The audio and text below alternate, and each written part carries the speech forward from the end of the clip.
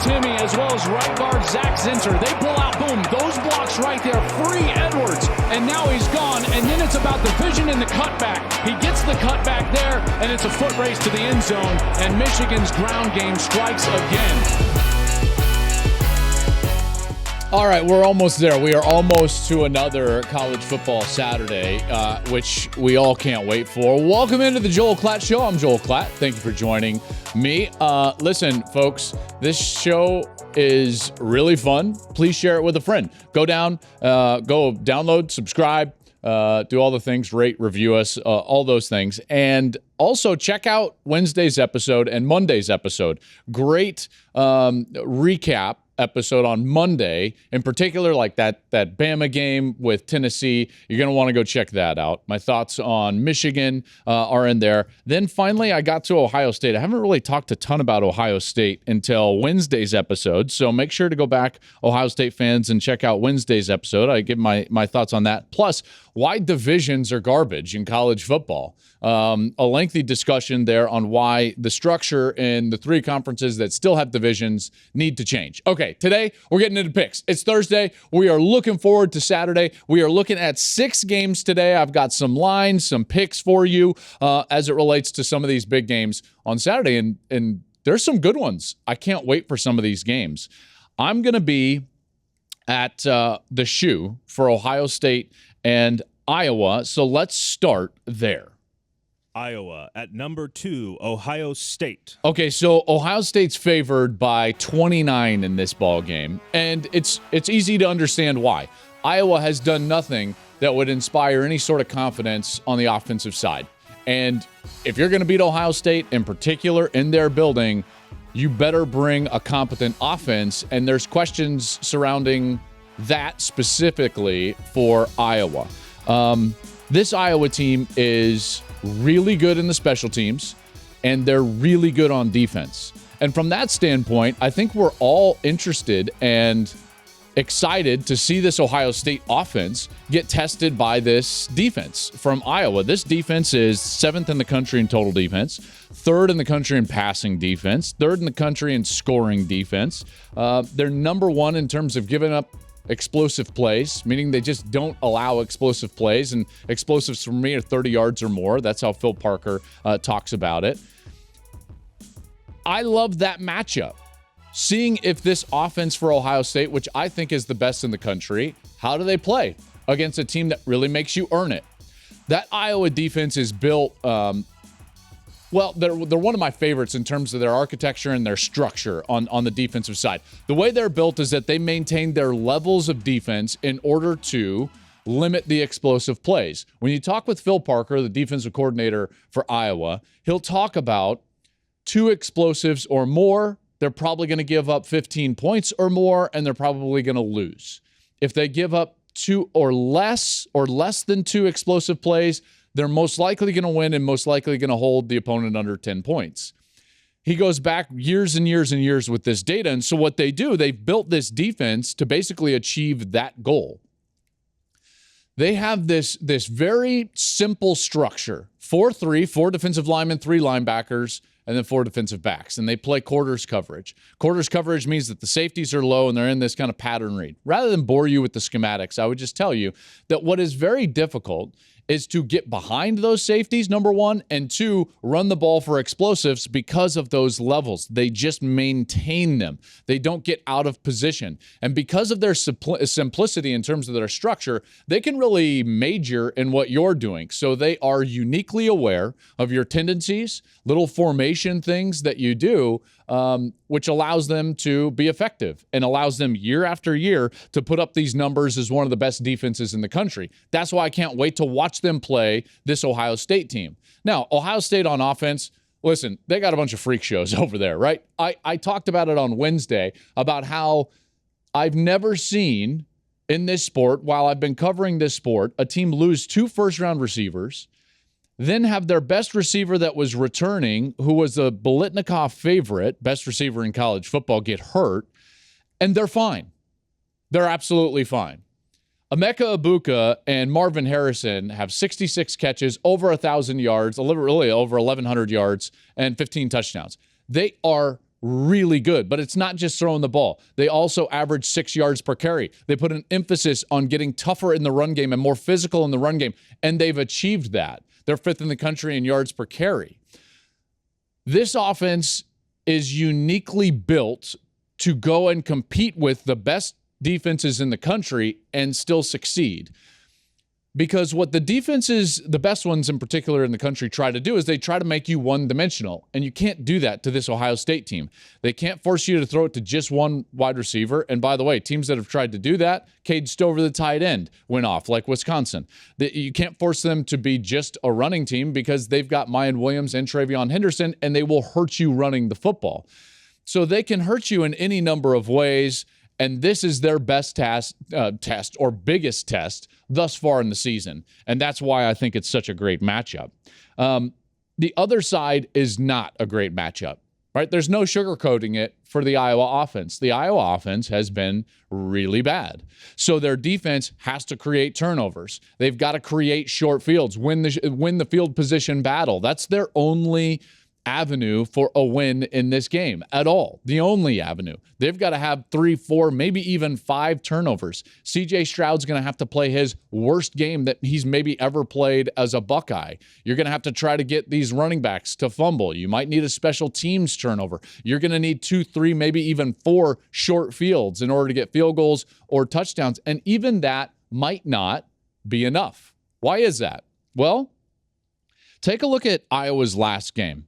So in their last game, they're coming off of a bye, and in their last game, they did all of those things and still lost at Illinois. I want to just take you through a drive sequence, and I know you've probably seen this on social media, but in the first half, this sequence is a real sequence, actually happened in a Big Ten football game, in an Iowa football game. Iowa gets the ball at their own 27-yard line. Nondescript first half series. 3 plays, minus 11 yards because of a sack, and they need to punt. Okay, that's fine. They punt. Again, they've got one of the best special teams in the country. Torrey Taylor goes out there, hits a nice punt. Their defense goes on the field. Now they're on the Illinois 35-yard line. They go out there. The punt is muffed, and they're able to get the ball at the Illinois 35-yard line. Okay, so great special teams play produces a short field after they went 3 and out. They promptly go 3 and out again for minus 6 yards. So now they're back at the Illinois 41, and they've got to punt again. So now they punt, and now they're backing up Illinois inside their own 10-yard line. Illinois starts the drive on the 5, and they fumble. And now Iowa gets a short field. And what does Iowa do? Well, they've got 1st and goal on the 5, and they promptly went backwards in 4 plays. So the 3-play sequence is this. 3 plays, negative 11 yards, punt. Muff punt, offense goes back on the field. 3 plays, negative 6 yards, punt. Fumble from Illinois' offense goes back on the field. 4 plays, negative 4 yards, field goal. That's insane. I've never seen anything like that. In the last 11 drives offensively for for Iowa in the Illinois game, the last 11 drives, they had 7 punts, 1 field goal, 1 missed field goal, an interception, and the end of the game. What I'm trying to get at is the biggest test for Ohio State actually isn't even their offense against a very good Iowa defense. It's can they go out and dominate and prove that their defense is as good as what their statistics show they are. I think that's the biggest challenge for the Buckeyes. They're at home, and they need to go out and dominate. This has got to be a statement game for the Buckeye defense. This is a Buckeye defense that is top 10 in the country right now in scoring defense, total defense, rush defense, passing defense, yards per play defense, and they're going to face an offense that has not had any success. So if you want to make anybody believe in Ohio State's long-term sustainability to win a national championship, they better go out and thoroughly dominate this Iowa offense. Thoroughly dominate. We've seen other teams dominate them. If the Buckeyes are for real, they would go out there and dominate this Iowa offense. The spread is 29. I'm not picking against the spread. I will just tell you, this game would have to go perfectly for Iowa to win. Can't wait to go there. Can't wait to be around Ohio State. Haven't been around them yet. I tend to get a really good feeling for a team in the week in which I cover them, whether it was Alabama and Texas early in the season, the 4 straight that I've just been with Michigan. You get a good sense for their team chemistry. You get a good sense for their motivation, what's going on in the program. And for those reasons, I'm really excited to get to Columbus and do this game and get around this Ohio State team, in particular as they embark on what is becoming the stretch run of the season. I'll be with them this week against Iowa at home. I'll be with them again next week as they prepare to go on the road and play against Penn State. All right, let's move on. Next game. Number 9, UCLA at number 10, Oregon. So this could be the game of the day, and I can't wait to see how it plays out. There's a lot of factors in this game. These are the last 2 undefeateds in terms of conference play in the Pac-12. Okay, so the winner of this game is in a great position, in particular with no divisions, great position to get to the conference championship game in the Pac-12. The matchup also features a lot of similar things when you're looking at these teams. Veteran quarterbacks, Bo Nix for Oregon, Dorian Thompson-Robinson for UCLA. 2 teams that are very good running the football on the offensive side. Top 2 rushing teams in the Pac-12. There are some slight differences, though, and that's where I want to try to focus on what's going on. While Bo Nix has been good, in particular after that loss to Georgia, which didn't go well. Throw that out. First game for Dan Lanning. First game for Bo Nix there after the transfer. I tell you what, let's give them the benefit of the doubt and throw it out. Okay, so if you do that, then what you'll see is Bo Nix has played pretty well. They've certainly run the ball well. They got into a tussle with Washington State and pulled it out.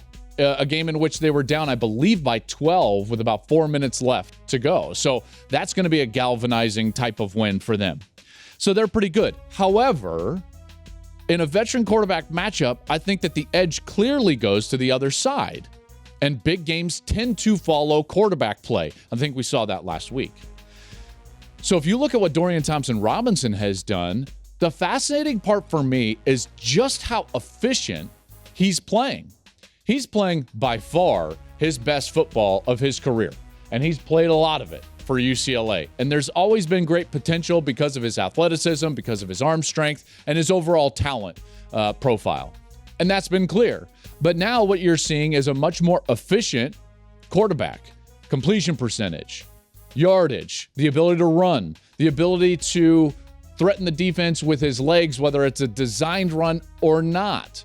And more in particular, if you look at his second half statistics, this guy's playing his best football when it matters most, in the second half.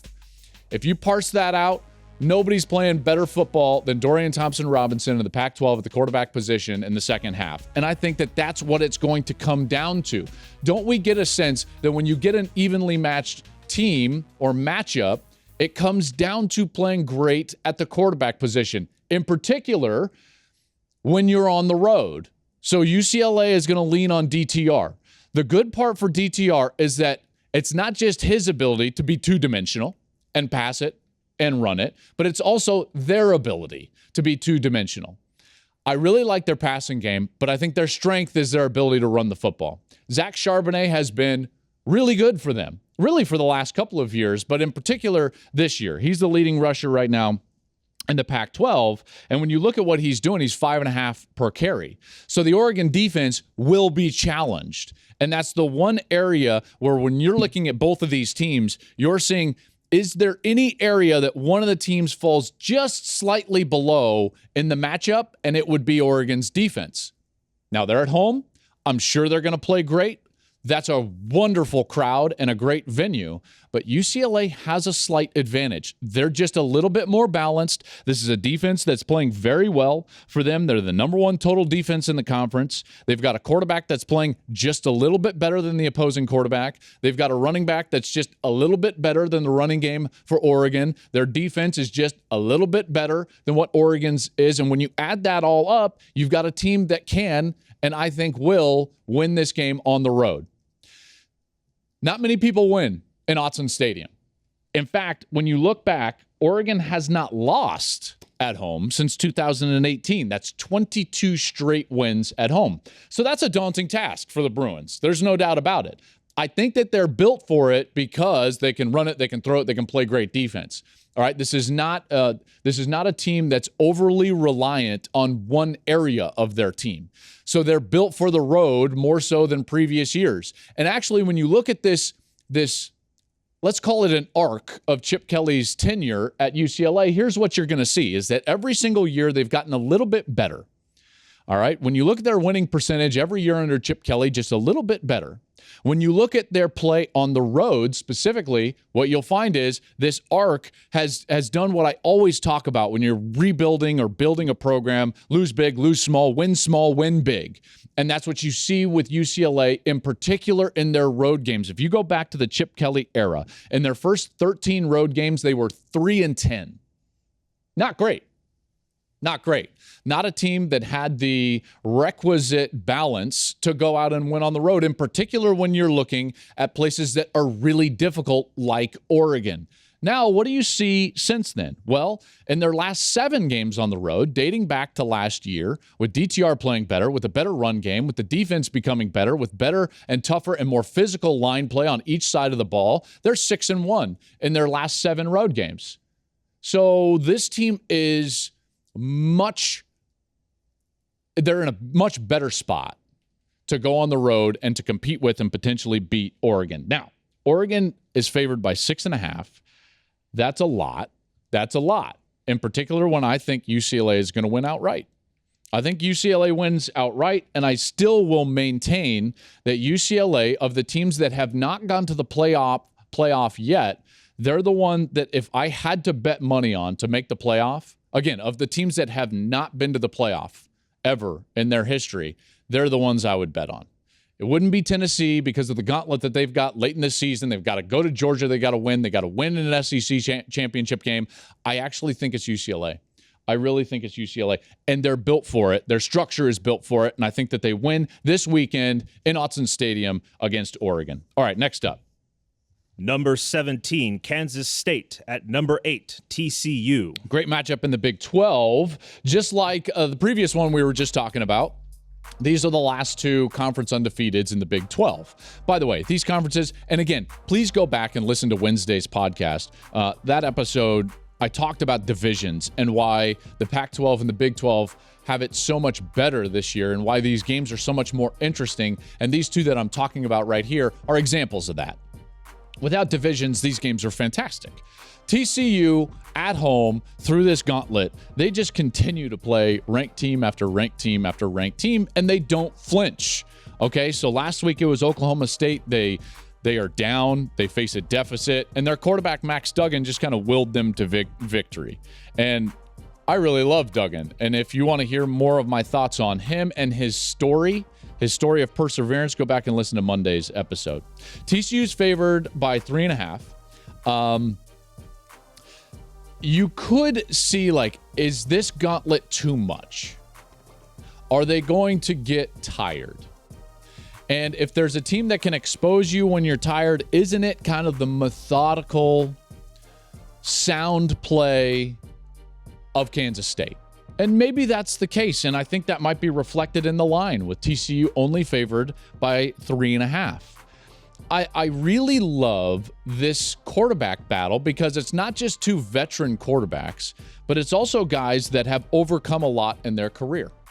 Adrian Martinez for Kansas State, we kind of know what he's overcome. He transfers from Nebraska. It did not go well for him there. They turned it over too much. That whole era of Nebraska football is just, let's be honest, it was a disaster. He suffered from some injuries. He played through some injuries. The guy I respect a tremendous amount. And I love seeing him find success here on the other side down at Kansas State. I really do. Duggan is similar at TCU. Now, while he didn't transfer, this is a guy that played really well early in his career.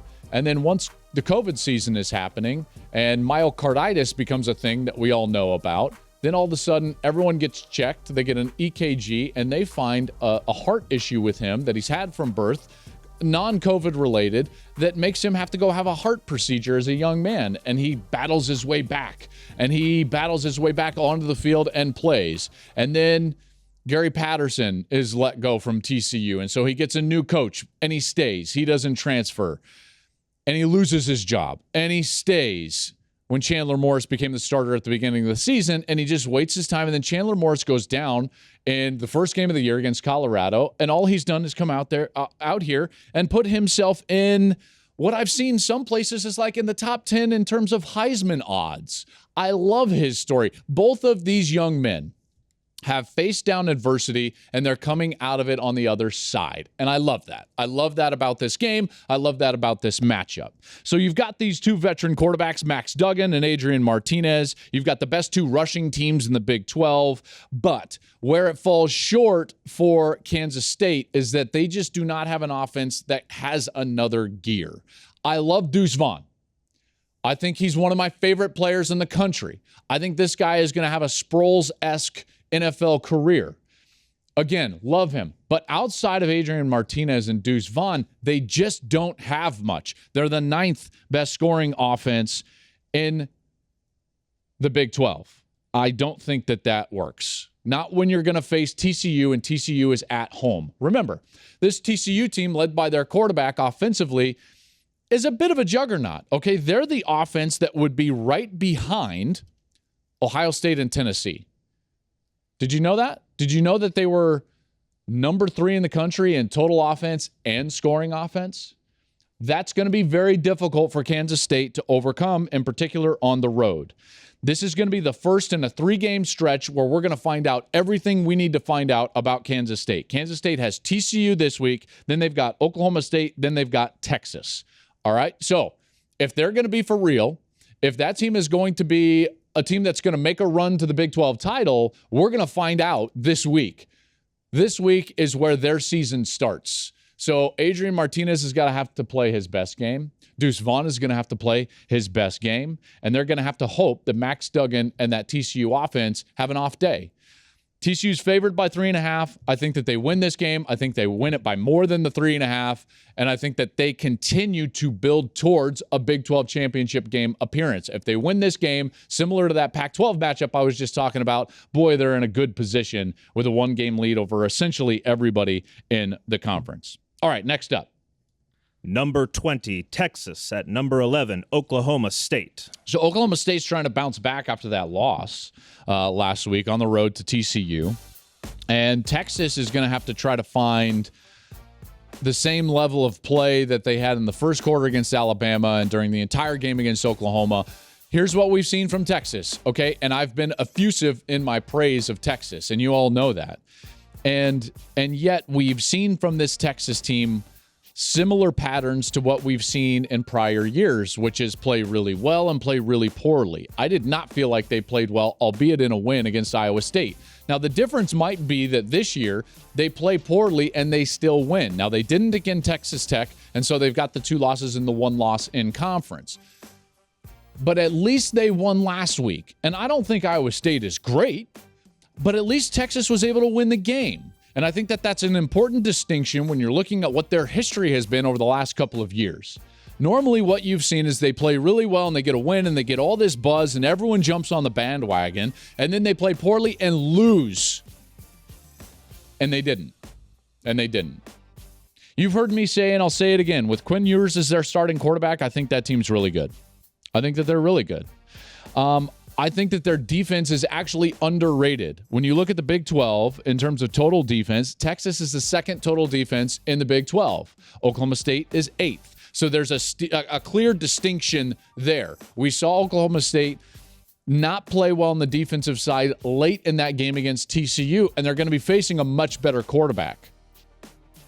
Big games, in particular ranked matchups, typically come down to quarterback play. There is a huge advantage for Texas as far as quarterback play. Not that Spencer Sanders hasn't played well at times, but he's not fully healthy.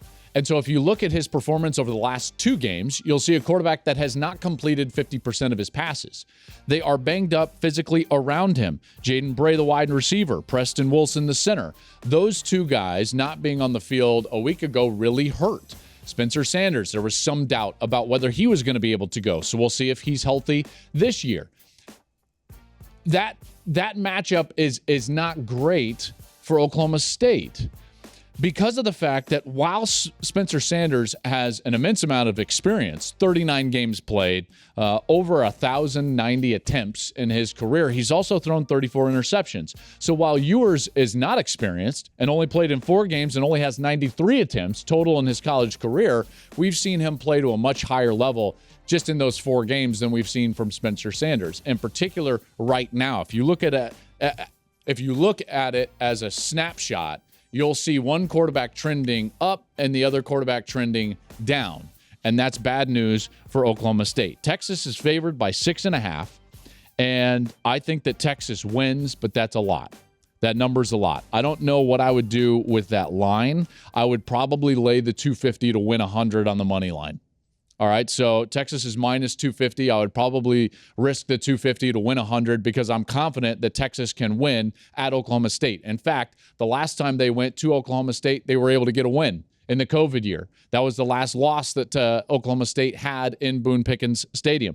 The one thing I will say for Oklahoma State is they can get after it on the defensive side as far as getting to the quarterback. They are leading the Big 12 in sacks. And if you're going to beat Texas, you've got to impact their quarterback, Quinn Ewers. That's what Bama was able to do. And you've got to get back there and cause him to be uncomfortable. So that's where I sit. I would lay the 250 and take Texas on the money line. All right, next up. Number 14, Syracuse at number 5, Clemson. So this is midnight for Cinderella, right? I mean, can we all agree? I love the story of Cuse. Sean Tucker, been fantastic. I'm very happy for Dino Babers and what they've been able to do there with Cuse. Their defense has been very good, but this is Clemson. This is just a different league. This is a different step for Syracuse. I don't think that they're ready for this. They have not faced a top 20 opponent. They have not been tested. They do not have the talent or the roster that Clemson does. And Clemson's the best home team, at least right now, in America. They've got the longest home winning streak in the country at 37 games. They only give up 12 points per game at home as a defense, and they're the top rush defense in the ACC. So when you look at that, and you look at how does Syracuse move the ball with Sean Tucker running the football, what's the biggest strength for Syracuse? Their defense and running the ball. And I think that gets negated because Clemson is at home. DJ Uiagalelei has played much better offensively, and this is a team that I think is going to win this game. Clemson is favored by 13.5, and I think that they cover that. I think that they cover the 13.5. I know it's a big number for an undefeated matchup, but they're just better, and they will. I firmly believe they will play really well on the offensive side, and Cuse does not have that gear. They don't have the gear to go and match Clemson, in particular on the road, and in particular against that defense, against their rushing attack. So I've got Clemson, and I'm going to give the 13.5. All right, next up. Number 24, Mississippi State at number 6, Alabama. Is anybody else interested to see how Bama bounces back? And does anyone think that they're not going to bounce back in a major fashion? I just don't think Mississippi State stands a chance in this game. I know it's a ranked matchup. I think you can call into question why Mississippi State is ranked, although I know it's hard at the back end. You get from 20 to about 30, and any of those teams could be ranked, but Mississippi State gets the benefit of the doubt. Bama's favored by 21. You would have to lay $1,250 to win 100. It might be the easiest $100 you can possibly win because Bama's not losing this game. They're just not. One, they're much better at home. The two teams that they've really struggled with in terms of stopping their passing game had elite quarterbacks. Elite. Quinn Ewers and then Hendon Hooker. The passing game for Mike Leach and Mississippi State can be slowed down. Nick Saban knows that. Now, they did give up 300 yards to the Bulldogs last year in their matchup.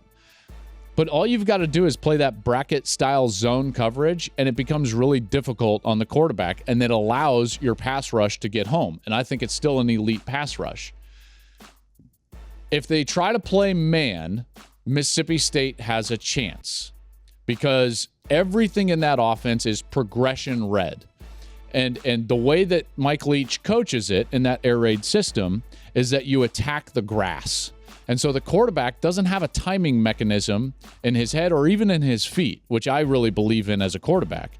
He's just trying to attack the grass and read the progression in order to attack the open spaces within the coverage. Well, when you play zone and you make it muddy for the quarterback, he's got to hold the ball. When he holds the ball, a good pass rush can get home. Now, teams that cannot get to the quarterback will eventually get eaten up. But the teams that can get to the quarterback eat up Mississippi State. So for those reasons, on the defensive side, I think that Alabama will play much better in the secondary and much better defensively. They're not going to be embarrassed by some quarterback for the second straight week. I just don't think that that's going to happen. This team will bounce back. They're always better at home. I've gone over and over and over that, why they're not as good on the road as what they are at home. And they're motivated. They talked about having competitive anxiety. Can you believe that? Will Anderson said, well, I don't know, maybe we were just anxious about the game. I was pretty surprised to hear that, but I don't expect that to continue. This team in their last 50 home games, Alabama, is 49-1. The only team to beat Alabama in Tuscaloosa in the last 50 tries is Joe Burrow's LSU team. You really think Mississippi State is anywhere near Joe Burrow's LSU team? Absolutely not. And you can try to argue that this Alabama team is not the same, but they are in a certain respect because they still have that head coach. They still have absolute dogs rushing the quarterback like Will Anderson and Dallas Turner. And that quarterback, Bryce Young, when he's on the field, the opposition doesn't stand a chance. Not even Tennessee's defense, right? I mean, like, listen. Bryce Young makes them elite on offense. When he's on the field and they're at home, they're almost impossible to beat. There is no chance Mississippi State wins this game. The 21 is interesting in terms of the line. I would rather risk the $1,250 to win 100. Again, I think that's the same. That's like putting your $1,250 in a vault. And someone's just going to give you a hundy, like, hey, you want a C-note? Yeah, what do you have to do? Put $1,250 in a vault and leave it there for 3 hours. Oh, okay, great. And then are you going to give me the code to the vault afterwards? Yep, going to give you the code. Oh, okay, great. So all I have to do is risk that money to win 100. Okay, I'll take that. I'll take that all day long because there is, again, no chance that Mississippi State beats Alabama. And if they do, I will be the first one on Monday to come on this show and eat the biggest helping of crow that I've ever eaten in my entire life. All right, that's going to do it for today's program. I can't wait for this Saturday. Remember, Gus, Ginny, and I, we're going to be in the Horseshoe. We've got Ohio State hosting Iowa in that matchup in the Big Ten. Can't wait for that. Big Noon Kickoff is going to be there. All the guys will be there. And then a really good slate after that, in particular on Fox, as Brock is going to call UCLA and Oregon. Wish him the best there with Jason Benetti. So, and Allison Williams, by the way. They do a fantastic job. So best of luck to them in that great Pac-12 matchup. Great matchups all around. Enjoy the college football. And remember, follow us, subscribe to the show, leave us a review, share it with a friend. This is the Joel Klatt Show, and I'm Joel Klatt. Thanks for listening.